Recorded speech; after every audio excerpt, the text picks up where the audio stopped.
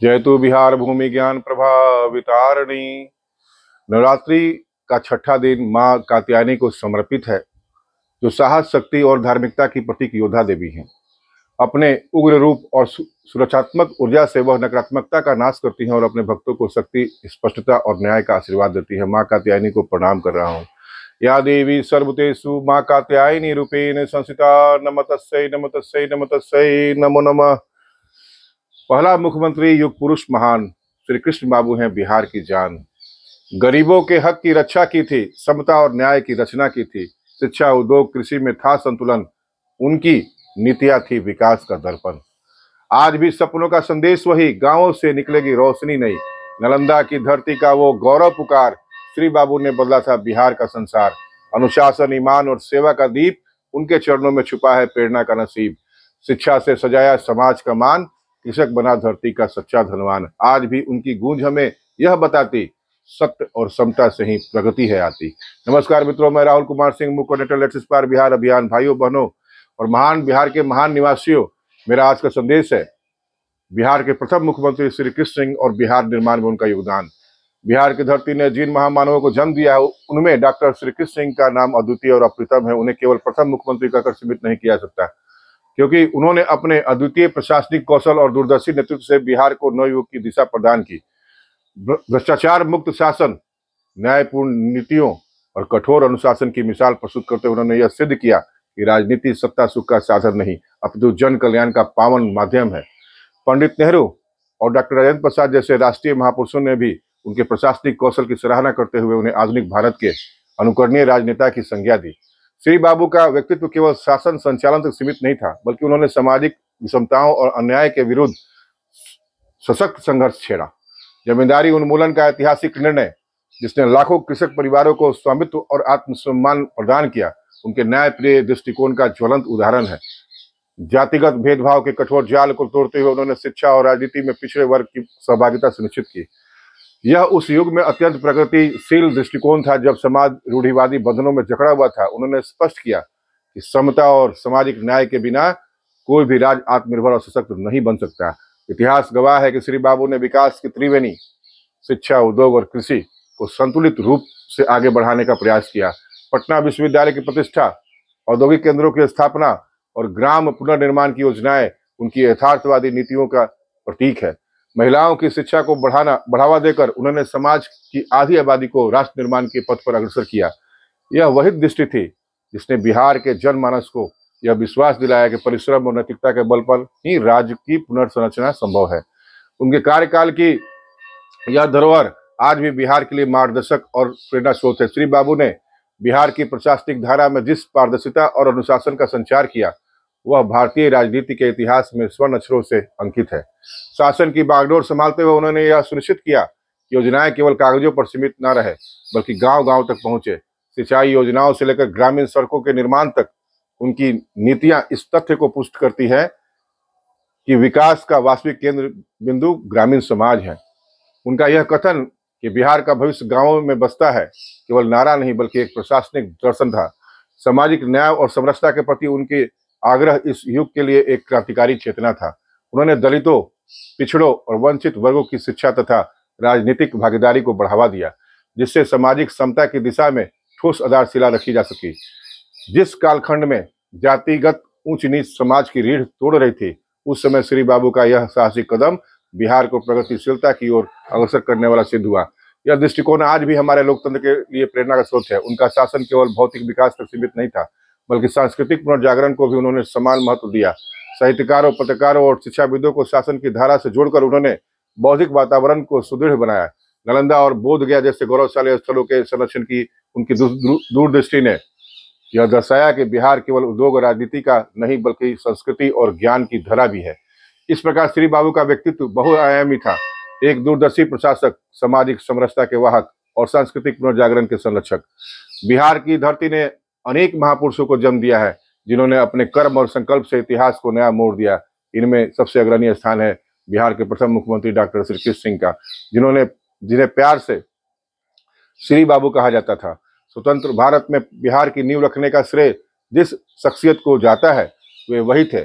आज जब बिहार विकास, संघर्ष और संभावनाओं के बीच खड़ा है, तो हमें उनकी विरासत से सीख लेने की आवश्यकता है। 21 अक्टूबर 1887 को नालंदा जिले के औरंगी गांव में जन्मे श्री बाबू का बचपन सामान्य ग्रामीण वातावरण में बीता। उच्च शिक्षा प्राप्त करने के बावजूद उन्होंने अपनी जड़ों से नाता नहीं तोड़ा। यह वही दौर था जब भारतीय समाज गुलामी की बेड़ियों में बंधा हुआ था और शिक्षा केवल सीमित वर्ग तक ही पहुंची थी। महात्मा गांधी के असहयोग आंदोलन से प्रेरित होकर श्री बाबू ने राजनीति में प्रवेश किया। उन्होंने जेल की यातनाएं सही, लेकिन कभी विचलित नहीं हुए।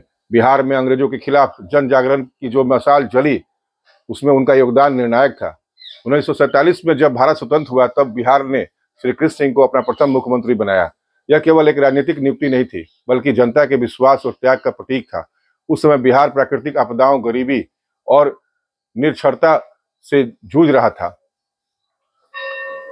श्री बाबू ने समझा कि केवल कृषि से बिहार का भविष्य नहीं बदलेगा, इसलिए उन्होंने उद्योगों पर विशेष ध्यान दिया। पटना, जमशेदपुर और बाढ़ जैसे क्षेत्रों में औद्योगिक परियोजनाओं की शुरुआत हुई। यही वह नींव थी जिसने आने वाले दशकों में बिहार को औद्योगिक पहचान दी। उनका मानना था कि शिक्षा ही विकास की कुंजी है। उनके नेतृत्व में पटना विश्वविद्यालय को राष्ट्रीय स्तर पर प्रतिष्ठा मिली। 1951 की जनगणना के अनुसार बिहार की साक्षरता दर केवल 13% थी, लेकिन श्री बाबू ने उच्च शिक्षा और तकनीकी संस्थानों की नींव रखकर भविष्य के लिए रास्ता खोला। भूमि सुधार और जमींदारी उन्मूलन कानून उनकी सबसे बड़ी उपलब्धि थी। इस कदम से लाखों किसानों को जमीन का स्वामित्व मिला। भारत में यह क्रांतिकारी कदम माना गया। ठीक वैसे ही जैसे जापान और ताइवान में युद्धोत्तर काल में भूमि सुधार हुए थे। श्री बाबू जातिगत भेदभाव के विरोधी थे। उन्होंने राजनीति और शिक्षा दोनों में पिछड़े वर्गों की भागीदारी को बढ़ावा दिया। यह दृष्टिकोण उस समय के लिए अत्यंत प्रगतिशील था। श्री बाबू साहित्य और कला के भी बड़े संरक्षक थे। उन्होंने बिहार को केवल राजनीतिक रूप से नहीं, बल्कि सांस्कृतिक रूप से भी मजबूत किया। नालंदा और बोधगया जैसी विरासत स्थलों के संरक्षण में उनकी सोच दिखाई देती है। उनके कार्यकाल में कई अस्पताल और स्वास्थ्य केंद्र स्थापित हुए। बिहार जैसे पिछड़े राज्य में यह एक महत्वपूर्ण पहल थी। आंकड़े बताते हैं कि 1952 तक बिहार में स्वास्थ्य संस्थानों की संख्या 600 से अधिक हो चुकी थी। उनकी पहचान एक दूरदर्शी प्रशासक की थी। उन्होंने भ्रष्टाचार और पक्षपात से मुक्त शासन की मिसालें पेश की। यह वही दौर था जब जनता राजनीति को सेवा का माध्यम मानने लगी। श्री बाबू ने कहा था, बिहार का भविष्य गांवों में बसता है। यही कारण था कि उन्होंने सड़क, सिंचाई, शिक्षा और बिजली जैसी योजनाओं को ग्रामीण इलाकों तक पहुंचाने पर बल दिया। महिलाओं की शिक्षा को उन्होंने विशेष महत्व दिया। आंकड़े बताते हैं कि 1947 में बिहार में महिला साक्षरता दर मात्र 4% थी, जिसे बढ़ाने के लिए उन्होंने नीतियां बनाई। श्री बाबू युवाओं को हमेशा राष्ट्र निर्माण में भागीदारी के लिए प्रेरित करते थे। उन्होंने कहा था, बिहार का युवा जागेगा तो देश जागेगा। उनके प्रयासों से बिहार को राष्ट्रीय स्तर पर औद्योगिक राज्य के रूप में पहचाने जाने लगा। यह वह दौर था जब भारत में आत्मनिर्भरता का सपना साकार करने की शुरुआत हुई। भूमि सुधार और शिक्षा पर बल देने के कारण बिहार की नीतियों जापान, दक्षिण कोरिया और ताइवान जैसे देशों के सुधारों में से मेल खाती थी। फर्क केवल इतना था कि उन देशों ने इसे निरंतरता दी और बिहार राजनीतिक अस्थिरता से पिछड़ गया। उनकी राजनीति में सत्ता नहीं, बल्कि सेवा सर्वोपरि थी। आज जब राजनीति में नैतिकता का संकट दिखाई देता है, तब श्री बाबू की विरासत और भी प्रासंगिक हो जाती है। उन्होंने बिहार के साहित्यकारों, शिक्षाविदों और पत्रकारों को राजनीति से जोड़कर समाज परिवर्तन की धारा को बल दिया। यही कारण है कि उस समय बिहार का बौद्धिक वातावरण अत्यंत समृद्ध था। वे केवल बिहार के नेता नहीं थे, बल्कि राष्ट्रीय स्तर पर भी उनकी छवि एक ईमानदार और सक्षम नेता की रही। पंडित नेहरू और डॉक्टर राजेंद्र प्रसाद दोनों ने उनकी प्रशासनिक दक्षता की सराहना की। श्री बाबू गांव-गांव जाकर जनता से संवाद करते थे। वे मानते थे कि जनता की भागीदारी के बिना विकास संभव नहीं। बाढ़ और अकाल जैसे संकटों का उन्होंने दृढ़ता से सामना किया। तत्काल राहत और दीर्घकालिक योजनाएं दोनों उनकी नीति का हिस्सा थी। उन्होंने एक ऐसे बिहार का सपना देखा जो कृषि, उद्योग और शिक्षा तीनों क्षेत्र में आत्मनिर्भर हो। यह सोच आज भी बिहार की नीतियों के लिए मार्गदर्शक है। श्री बाबू ने स्वतंत्रता सेनानियों के लिए पुनर्वास और सम्मान की नीतियां बनाई। यह उनकी संवेदनशीलता और कृतज्ञता का प्रतीक था। 1950 के दशक में बिहार के पास कोयला, लोहा और जल संसाधन की प्रचुरता थी। यदि इनका सही उपयोग होता तो बिहार आज चीन या दक्षिण कोरिया जैसी औद्योगिक शक्ति बन सकता था। उन्होंने रोजगार सृजन के लिए उद्योग और शिक्षा दोनों पर बल दिया। आंकड़े बताते हैं कि उनके कार्यकाल में बिहार में 2 लाख से अधिक प्रत्यक्ष रोजगार सृजित हुए। उन्होंने बिहार वासियों में यह आत्मविश्वास जगाया कि हम किसी से कम नहीं। यही भाव आज एक बिहार श्रेष्ठ बिहार की नींव है। उनके नेतृत्व में पंचायत से लेकर विधानसभा तक लोकतंत्र की परंपरा मजबूत थी। आज जब बिहार बेरोजगारी, पलायन और राजनीतिक अस्थिरता जैसी चुनौतियों से जूझ रहा है, तो हमें श्री बाबू की नीतियों और दृष्टि से प्रेरणा लेने की आवश्यकता है। आज के मेरे संपूर्ण संदेश का निष्कर्ष यह है कि डॉक्टर श्री कृष्ण सिंह केवल बिहार के प्रथम मुख्यमंत्री नहीं थे, बल्कि वे एक युग पुरुष थे, जिन्होंने अपने अद्वितीय प्रशासनिक कौशल को, कठोर अनुशासन और दूरदर्शी नीतियों से बिहार को नवीन दिशा प्रदान की। जमींदारी उन्मूलन जैसा क्रांतिकारी निर्णय लेकर उन्होंने सामाजिक समता का द्वार खोला और लाखों कृषकों को आत्मसम्मान का अधिकार दिलाया। शिक्षा, उद्योग और कृषि को समान बल देकर उन्होंने विकास की त्रिवेणी का निर्माण किया, जबकि ग्रामीण सड़कों, सिंचाई योजनाओं और महिला शिक्षा की पहल ने उन्हें जननायक के रूप में प्रतिष्ठित किया। उनका कथन बिहार का भविष्य गांवों में बसता है आज भी विकास की वास्तविक परिभाषा को उद्घाटित करता है। उनकी राजनीतिक सत्ता सुख से परे सेवा और समर्पण का पर्याय थी।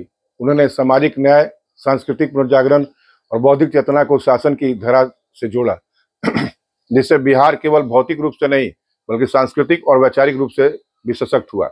आज जब बिहार बेरोजगारी, पलायन और नैतिक पतन जैसी चुनौती से जूझ रहा है, तब श्री बाबू की विरासत हमें पुनः याद दिलाती है कि ईमानदारी, शिक्षा, समता और आत्मनिर्भरता ही राज्य के उत्थान के वास्तविक स्तंभ हैं।